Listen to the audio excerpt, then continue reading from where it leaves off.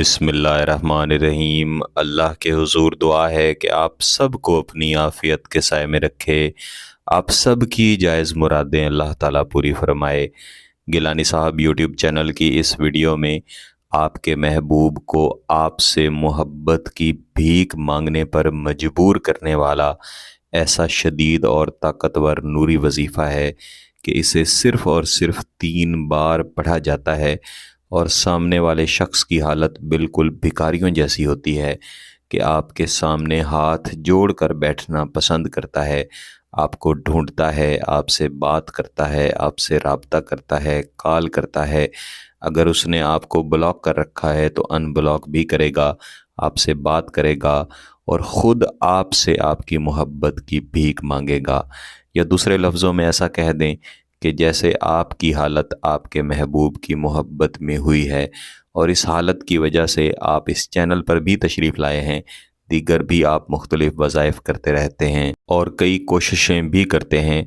जैसे कई बहन भाई बताया करते हैं कि हम अपने महबूब की मिन्नत समाजत तक कर चुके हैं, उसे अपनी सच्ची मोहब्बत दिखा चुके हैं, उसके इम्तिहान तक पूरे कर चुके हैं, लेकिन फिर भी वो शख्स हमारी मोहब्बत में टस से मस होने के लिए तैयार नहीं है, जबकि हमारा मकसद सिर्फ़ और सिर्फ शादी है, निकाह है।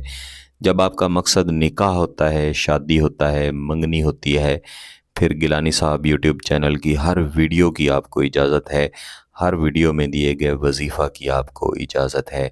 शर्त सिर्फ़ ये है कि आप पाकी की हालत में हों, बावुज़ू हालत में हों, वीडियो को मुकम्मल देखकर समझ लिया करें और उसके बाद किया करें। कई दोस्त आप समझे बग़ैर ही थोड़ी सी वीडियो देखते हैं या स्किप करके देखते रहते हैं, फिर उन्हें वजीफ़ा की समझ नहीं आती। जब वो करते हैं तो उन्हें फ़ायदा नहीं मिलता और ऐसा करने से एक बड़ा नुकसान रुज्जत का भी होता है कि अगर खुदा न खास्ता एक दफ़ा आपके साथ रुज्जत का मामला बन जाए तो फिर आप कोई भी वजीफ़ा करें, कोई भी अमल करें, उसका असर नहीं मिल पाता। अगर खुदा न खास्ता आपके साथ रुज्जत का मसला है तो मैं पहले भी अर्ज़ किया करता हूँ कि गिलानी साहब यूट्यूब चैनल की कम्युनिटी टैब में मैंने रुज्जत से हिफाजत का वजीफ़ा पहले ही दे रखा है, आप वहाँ से देख कर कर सकते हैं। मेरे अजीज़ों, किसी को अपनी मोहब्बत में इस तरह से पागल करना कि वो आपसे आपकी मोहब्बत की भीख मांगना शुरू कर दे, ये कोई आसान काम नहीं है। इसके लिए मेहनत दरकार होती है, तो आपने इस तरीक़ाकार को समझ के इसके मुताबिक करना है। जैसा कि मैं पहले अर्ज़ कर रहा था कि आपने इसे 3 दफ़ा पढ़ना है, यानी आपने इसे 3 दिन तक जारी रखना है और तीनों दिनों में आपने एक ही तरीक़ाकार इस्तेमाल करना है। हर दफ़ा ये वजीफ़ा पढ़ने से पहले आपने एक सफ़ेद कागज़ लेना है और इस सफ़ेद कागज़ के ऊपर पहले अपने महबूब का नाम लिख लेना है और इस महबूब के नाम के नीचे आपने यही वजीफ़ा लिखना है जो आगे चल के मैं आपको पढ़ने का तरीक़ा बताऊँगा।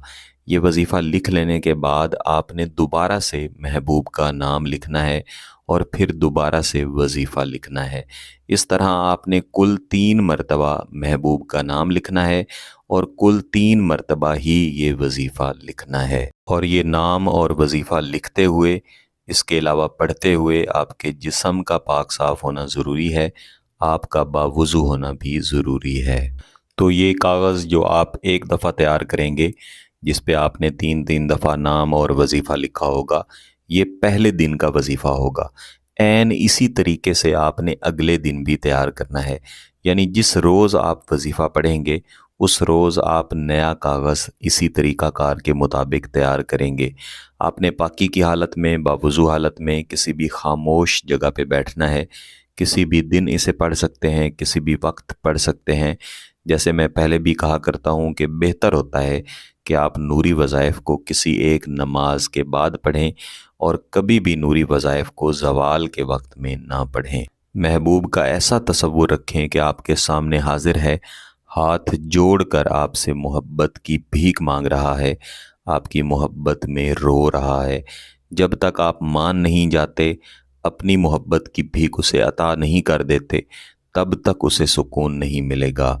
इसके बाद आपने एक मरतबा दुरूद शरीफ लाज़मी पढ़ लेना है और दुरूद शरीफ पढ़ लेने के बाद आपने इस वजीफ़े को दोहराना है। तवासिल माना बहक़ या वुदूदो तवासिल माना बहक या वदूदो। यही वो वजीफ़ा है जो कि आपने नाम के नीचे लिखना है।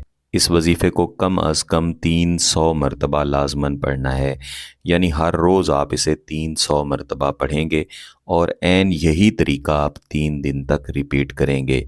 3 दिनों के बाद आपके पास 3 मुख्तलिफ़ कागज़ हो जाएंगे। आप चाहें तो इन तीनों कागज़ों को इकट्ठा लपेट दें, किसी भी तरीके से लपेट दें, चाहें तो अलहदा-अलहदा इनको लपेट के 3 इनके तावीज़ बना लें। इनमें से एक तावीज़ को आपने दफ़न करना है, कहीं भी ऐसी मिट्टी में दफ़न करें जहाँ पे इसकी बेअदबी ना हो, किसी का पाँव ना हो, और बाकी दोनों तावीज़ात को आपने वज़न के नीचे रखना है। चाहें तो किताब के नीचे रख दें, चाहें तो किसी भी पत्थर के नीचे रखें, लेकिन किसी भी ऐसी जगह पे रखें जहाँ पे इनको पानी भी ना पहुँचे और इनकी बेअदबी भी ना हो। वजीफ़ा मुकम्मल करते ही इसके असरात इंशाअल्लाह शदीद तरीन किस्म के मिलेंगे।